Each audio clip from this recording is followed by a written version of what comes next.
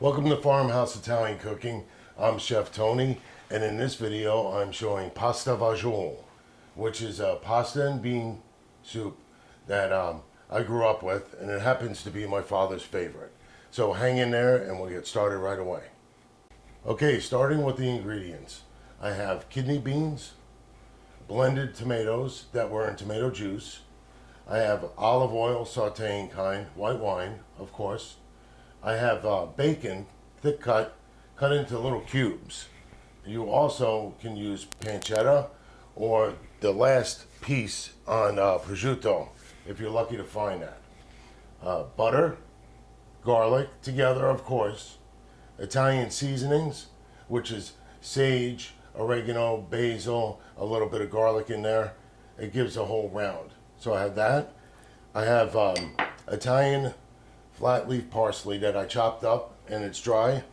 That's optional. You don't have to use that, and if you don't need it, you can get away without it, okay?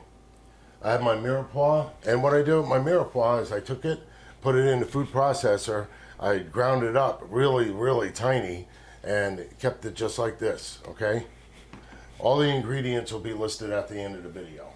Salt, pepper, I got pasta, cooked 85% of the way because it's going to cook the rest of the way in the soup, okay? And what I chose were the little tubes. You can use any kind of pasta that you want to put in this. I have chicken broth. It can also be chicken stock. And I have vegetable stock, and that can also be broth. Some people make it with all chicken, but I find out that I get a better flavor with a combination of vegetable and chicken. I have a sachet, and if you haven't seen the sachet in one of my other videos, I will put up a picture of it up there, and I'll put the ingredients at the end of the video. And last but not least, one smoked ham hock. And I tie it up like this, so as it's cooking, none of the bone shards end up in my soup. And then when you're done, you take it out, let it cool off, open it up, and take all the pieces of meat off of it, throw it back in the soup. It's really good. So that's all the ingredients. So let's get cooking. All right, here we go. I'm going to start with the bacon and get it started in the pan. I'm sitting at about a medium low. I'm going to put a little olive oil in there to get it started. Just a little bit. And I'm putting the bacon in here for two reasons. I want to render it, and I want to put some little bits of bacon stuck to the bottom of the pot, because that's going to bring on flavor, right? So I'm going to let this sit and render. It's going to take probably about 5 to 7 minutes. Okay, the bacon is rendered, and the bottom of the pan here has bits on it, okay? You can probably see that it's kind of stuck on the bottom a little bit. You want that, okay? This is where a lot of flavor is going to come from. So at this point, it's sitting at about a medium high. I'm putting in the mirepoix.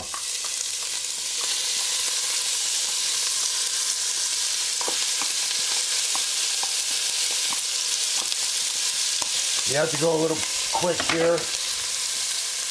Salt, pepper, real fast. Because you don't really want to brown your mirepoix.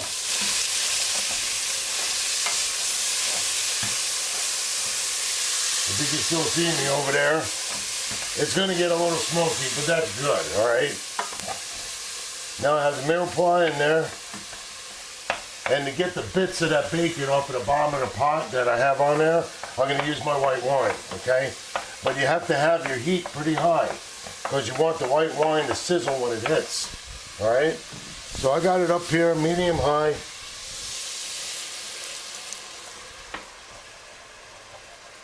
And I got the white wine in there. And now I'm going to simmer it a little bit until that raw wine smell comes out of it. You can smell it. And you'll know it smells like alcohol in the wine, okay? And it comes out rather quickly when you have your heat up like this, okay? So now, I'm going to take it and bring it down to low. Not low, like medium low. We'll say that, okay? And this is all relevant to your stove and how it acts when you cook on it. But this will get you close enough. I'm putting in the butter and the garlic. And that's the reason I turned it down a little low. I don't want to burn my garlic. You burn the garlic and then you're going to have to start all over again because it gets nasty when it burns.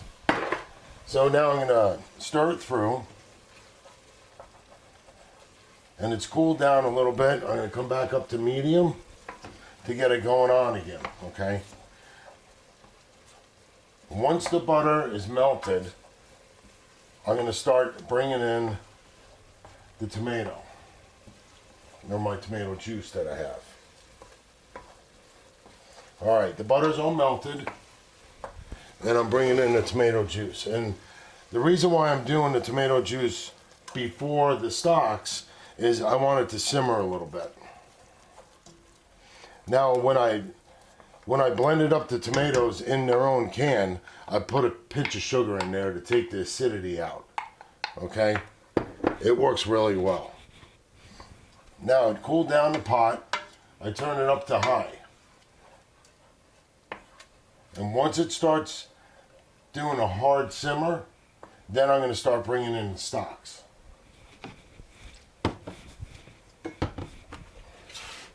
Or broth, either one you have.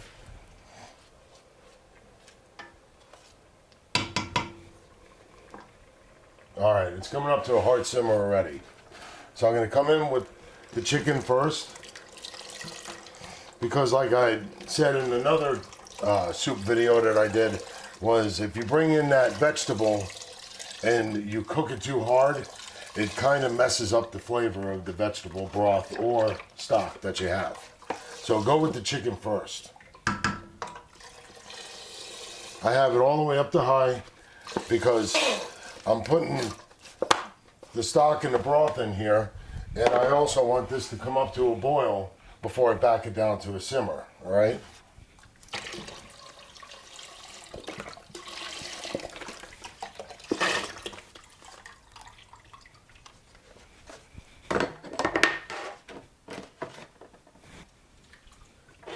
I'm going to put in my Italian seasonings because they're dry. I want to get them in there and get them to cook a little bit, okay? I'm holding on to the parsley. I don't want to put the parsley in too early because it'll destroy it and you won't taste any of it. It has to go in towards the end, along with the pasta and the beans. So what I'm going to do now is I'm going to bring this up to a boil, back it down to a simmer, and let it simmer for, I'd say, an hour, hour and a half.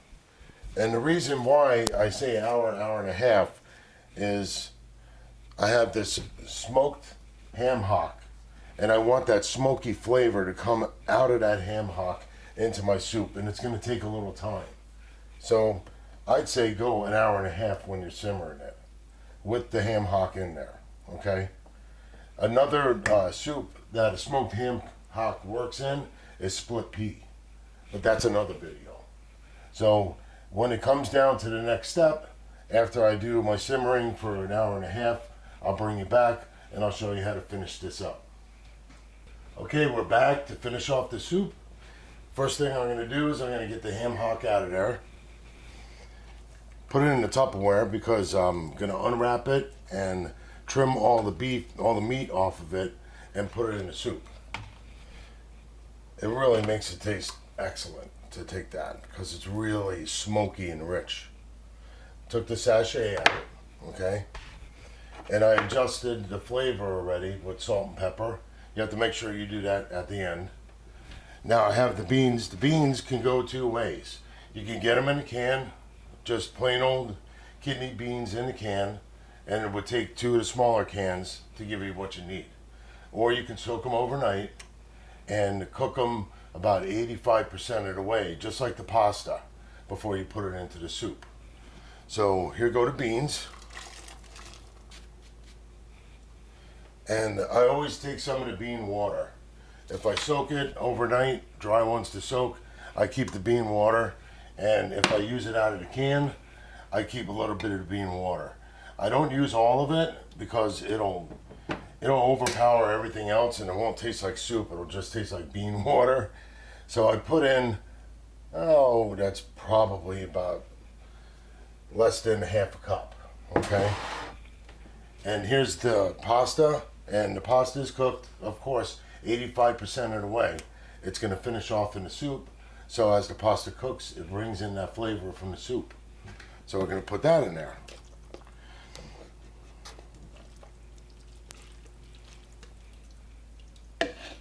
Now I'm just going to leave this on the stove to simmer, a low simmer, for maybe another 10 minutes, and it's ready to roll. Now if you were going to put flat leaf Italian parsley in it, now's the time to do it. The last 10 minutes of the simmer, you just put the parsley in there, and you can use it for garnish on a bowl of soup, you know, when you serve it if you like. I've seen people do sour cream on top of the soup. I'm not really a fan of that, but I've seen it. And I heard about, up here in the Midwest, there's families that used to keep, they made a ham and bean soup, which is a lot like the pasta fagioli, but it's their version. They would keep an onion on a grater, and they would grate onion into the bowl of the soup before they ate it. I've never tried it, but they tell me it's really good. So that's pasta fagioli, the way that I make it with the kidney beans. And if you like the videos, you like what you're seeing, subscribe, and when we come out with a new video, you'll be notified. Thanks for watching and have a great day.